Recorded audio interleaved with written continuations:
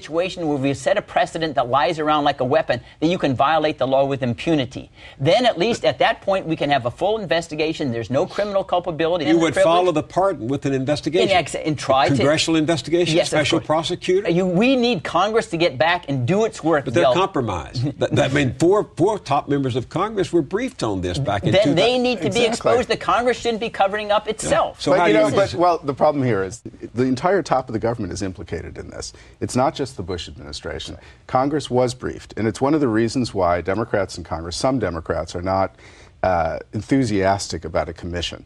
So if you define it narrowly in a legal way, to me that's a dead end. I support prosecutions, but I believe there needs to be a full investigation that will not only tell us in minute terms what was done. We already know a lot about this, but that will educate the country not only about what was done, but what was lost and why this is important. An investigation by Congress, as you say, compromised, or by an independent commission that's not accountable to Congress or the White House? I would favor myself an independent commission along the lines of 9/11. There are downsides to that. There's no question about it. It would take time.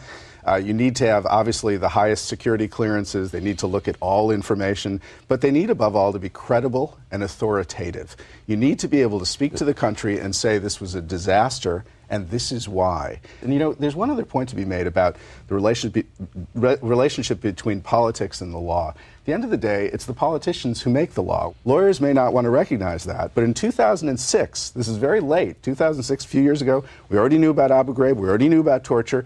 Congress passed a law called the Military Commissions Act, that part of which shielded those interrogators who took part in this stuff from prosecution under the War Crimes Act. Now, this was passed in full view of the public by Congress. The Democrats could have filibustered it. They didn't. Why? Because they knew it would be a political risk and they would be accused of, quote, coddling terrorists.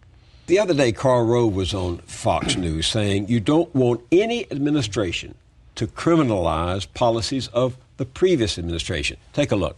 We're going to turn ourselves into the moral equivalent of a Latin American country run by colonels in mirrored sunglasses.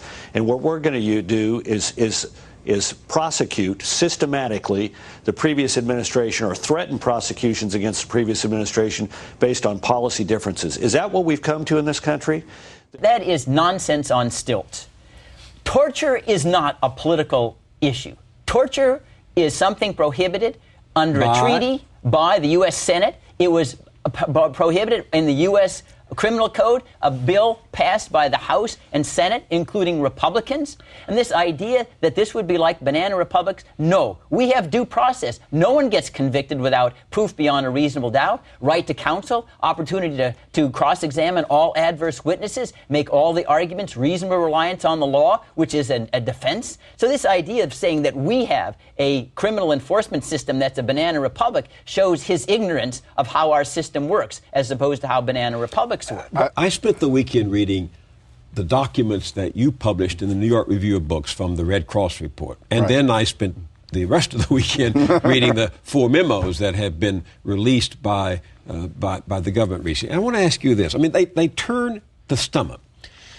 But is there anything new in them? I mean, what I think is distinct about the Red Cross report is that it describes in minute detail from the detainees themselves the kind of torture that they were subjected to in great detail. You know, it's easy to talk about waterboarding and say it only takes 30 seconds, it's very easy, it's very effective, it's not cruel because it breaks people very quickly. You heard this particularly on Fox News, but elsewhere for years now. In fact, we find out a couple of things. We find out that it's extremely violent, that it causes extensive vomiting and physical reactions, and those descriptions are very vivid in the Red Cross report. We find out from the legal documents you're talking about that this was not done once to Abu Zubaydah. This was done 83 times. This was done 183 times to Khalid Sheikh Mohammed in a month. So we're talking about 6 times a day.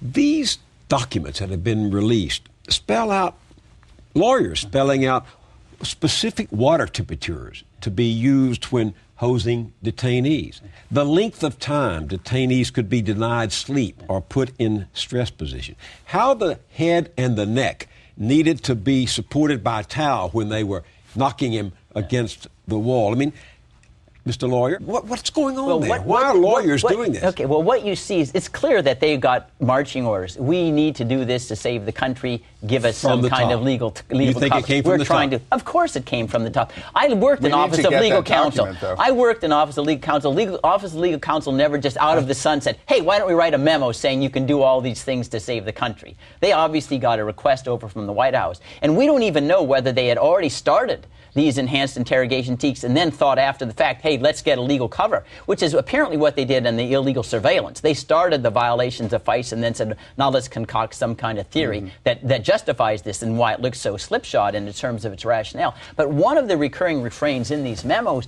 is the cop-out of the advice. We assume that there will be physicians on the scene where if it becomes torture, they'll stop it.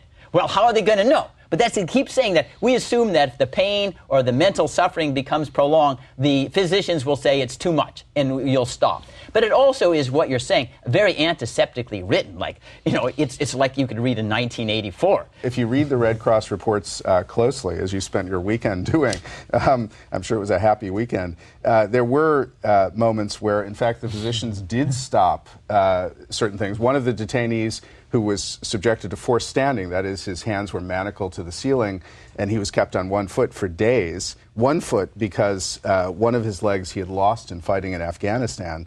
A doctor finally came in and measured with a tape measure the swelling of his leg, his remaining leg, and decided that this had to be stopped. During the waterboarding, they put a clip on one detainee's hand to monitor the oxygen content of his blood to make sure that they wouldn't kill him. This is the one who was waterboarded 183 times in a month.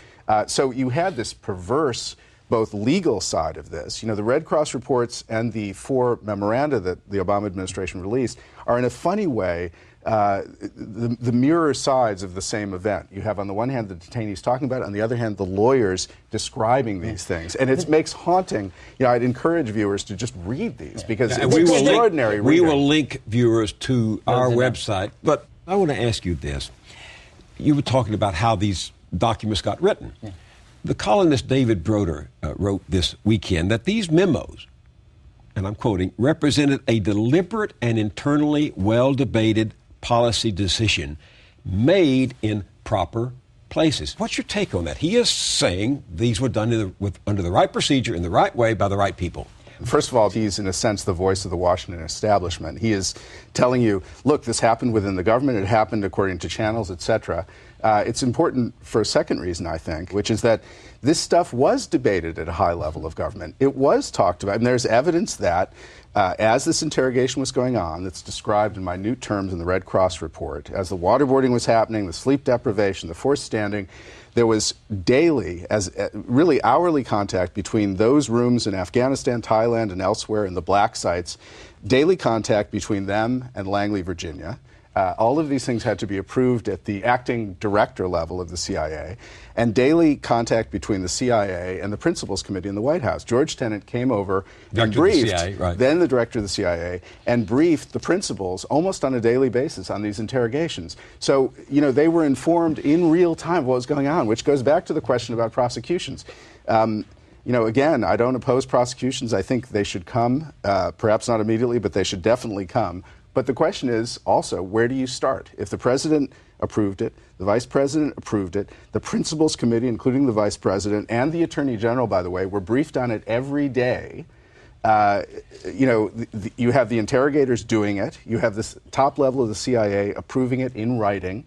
You have the Justice Department approving it extensively, minutely in writing, right down to the level of techniques and whether you can put insects in the black box in which you're stuffing a detainee. You have, from the bottommost level of the interrogators all the way to the president, involvement of the entire U.S. government. All right, but let me ask Bruce, who served in the Justice Department, only one of the three of us who did. It is 2 or 3 days after 9/11. The president has said to John Ashcroft, the attorney general, John, don't let this happen again.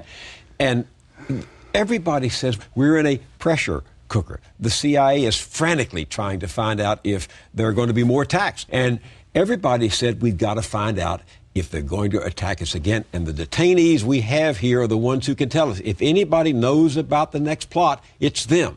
Yeah. what would you have done? Well, there are two things that I would have advised the president. Number one, we can get any law repealed, revoked, changed to authorize what you think needs to be done. Congress did that with regard to the authorization to use military force, so you change the law if you think there are restrictions. You go to Congress. Yeah, go to Congress. And you could do this in secret session. And Congress would have done any